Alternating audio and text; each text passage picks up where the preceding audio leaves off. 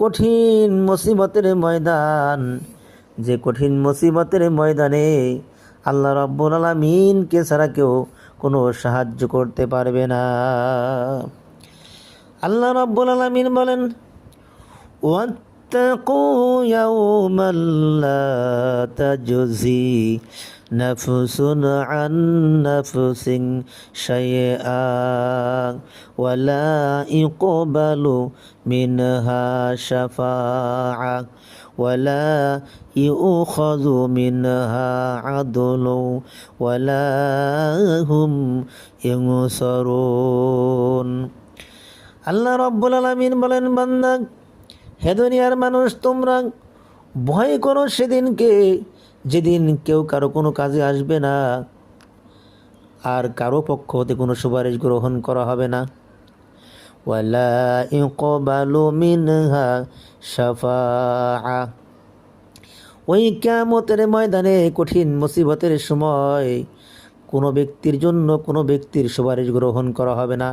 অর্থাৎ একে অপরের কোনো সুপারিশ গ্রহণ করা হবে না, কোনো সুপারিশ চলবে না, কেউ কারো সুপারিশ করতে পারবে না পক্ষ হতে।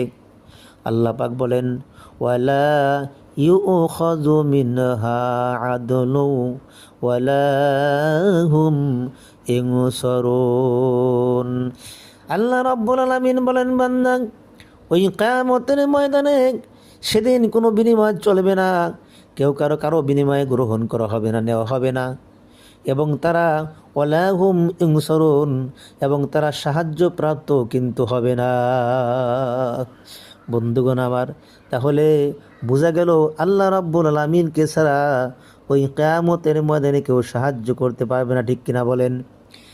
আল্লাহ রাব্বুল আলামিন বলেন, ইয়া আইয়ুহাল্লাযীনা আমানু أنفقوا مما رزقناكم من قبل أن يأتي يوم لا بيع فيه ولا خلة ولا شفاعة والكافرون هم الظالمون।